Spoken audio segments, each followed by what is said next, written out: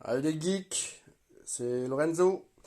Alors aujourd'hui, petite vidéo sur une impression 3D que j'ai réalisée avec mon imprimante Elegoo Neptune 3. Donc c'est une petite imprimante 3D filaire, voilà, qui imprime pas super rapidement, mais avec je trouve un bon niveau de détail pour le prix. Parce que je l'avais acheté à un peu plus de 200 euros. Donc franchement, je suis plutôt satisfait.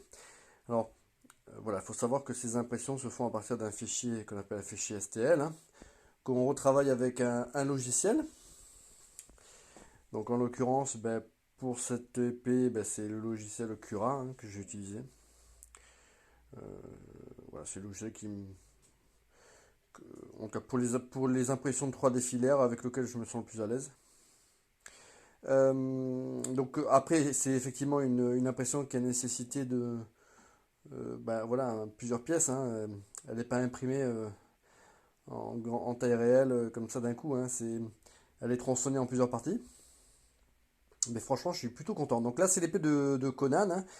C'est l'épée que Conan trouve alors qu'il fuit. Voilà, il était esclave, il était gladiateur. Il arrive à s'enfuir, il est poursuivi par des chiens loups. Il arrive à se réfugier en plein désert dans un ancien tumulus d'un roi, d'une divinité ancienne, alors Atlante, hein. Et du coup, il récupère cette épée qui est incroyable et qui va l'accompagner voilà, tout le reste du film. Euh, donc voilà, c'est très très belle impression 3D. Ah, c'est vraiment une réplique exacte, hein, du modèle d'origine, hein.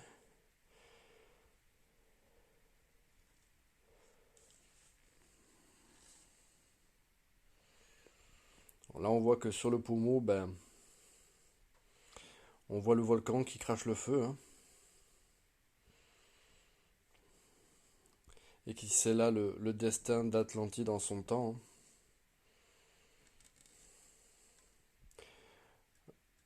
Voilà, le grand héros Atlante. Chez, chez Ward, c'était bien sûr Kull, hein. Et on voit là des deux côtés là, du pommeau, là, les sortes de têtes de serpent, de dragon. Et voilà, sur la lame, là, on retrouve les runes, hein, qui sont gravées. Voilà. Donc là, l'épée était en plusieurs parties, hein. Le pommeau, la garde, tout ça, c'était dissocié. Voilà. Ici, vous avez une première partie de lame, là. Et après, bien sûr, la partie finale. Alors celle-ci, je l'ai imprimée avec une bonne densité de matériaux, hein.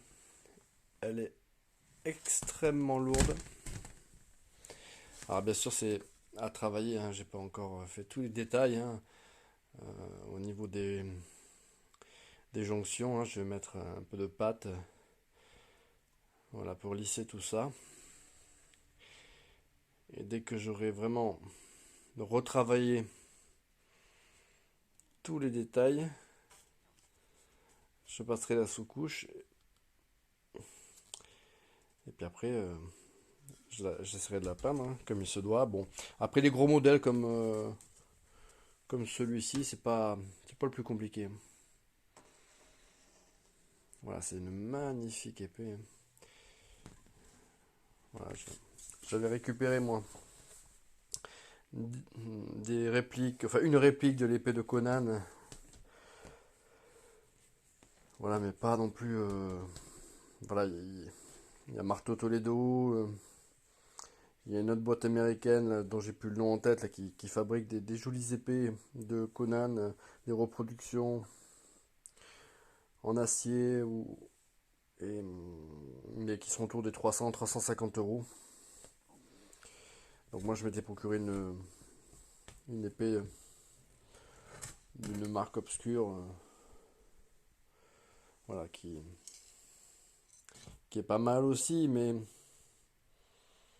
voilà, là où ça pêche, c'est au niveau de la lame, voilà, qui est trop fine, qui fait trop lame d'apparat. Alors que là, pour cette reproduction 3D, ben, finalement, l'épée, elle est incroyable, hein. Franchement, j'en reviens pas, hein. C'est... Ah, puis elle est lourde, hein. Alors, pour les jointures, ben, il y a des trous pour mettre des chevilles. C'est chevillé. Mais franchement, c'est une épée de ouf. Donc voilà. Voilà le genre de choses que l'on peut faire avec une imprimante 3D, hein. Voilà. J'avais également fait l'épée là du père de Conan, qui est dans une qualité un peu plus en deçà. Euh, je pense que je ferai une seconde vidéo pour la présenter. J'ai fait également une reproduction de la hache de Doras la légende en petit gabarit. Bon, là, je suis un peu plus mitigé, c'est un peu plus médiocre. Les dimensions des lames, notamment, sont pas très bien proportionnelles. Bon, en tout cas, cette épée là du roi Atlante, un chef-d'œuvre. Un chef-d'œuvre, franchement, rien que ça. Voilà. Alors après, ça nécessite un retravail, hein. Ici, là, j'avais des marques d'impression là qu'il faut que je continue voilà, à faire estomper. Et dès que j'aurai vraiment enlevé tous les petits défauts d'impression, eh ben, il n'y aura plus qu'à. Voilà. Allez, à bientôt pour une prochaine vidéo.